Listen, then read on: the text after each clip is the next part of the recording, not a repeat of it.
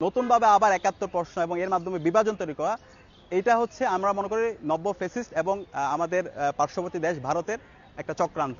আমরা বরাবরই বলেছি ইসলামী ছাত্র শিবির ১৯৭৭ সালে ৬ ফেব্রুয়ারি প্রতিষ্ঠিত হয়েছে। ইসলামী ছাত্র শিবির এদেশের স্বাধীনতা, সার্বভৌমত্ব, অখণ্ডতার প্রশ্নে আপোষহীন।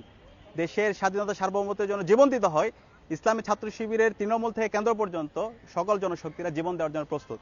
তো সুতরাং এখানে আবার বারবার ৭১ নিয়ে শিবিরকে কোয়েশ্চেন করা, এটা হচ্ছে মানে এই প্রশ্নটাই হচ্ছে অবান্তর। তো যেখানে ইসলাম ছাত্র শিবির জুলাইয়ে প্রমাণ করেছে এবং প্রতিষ্ঠার পর থেকে এদেশের যত ক্রিটিক্যাল টাইম ছিল, যতগুলো আন্দোলন হয়েছে, প্রত্যেকটা আন্দোলনে সামনে থেকে নীতি নির্ধারণ করে জীবন দিয়ে প্রমাণ করেছে ইসলাম ছাত্র শিবির দেশের প্রশ্নে আপোষহীন।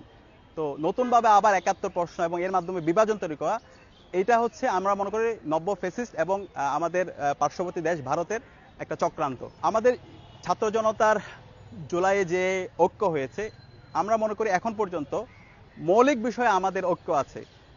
ফ্যাসিবাদী হাসিনা এবং তার দোসররা যদি আবার নতুনভাবে ষড়যন্ত্র চক্রান্ত করে, জুলাইয়ের সকল পক্ষের শক্তি আমরা যারা ছিলাম, আমরা সে জায়গায় সবাই ঐক্যবদ্ধভাবে এই ফ্যাসিবাদকে হটানোর জন্য আমরা এখনো ঐক্যবদ্ধ আছি।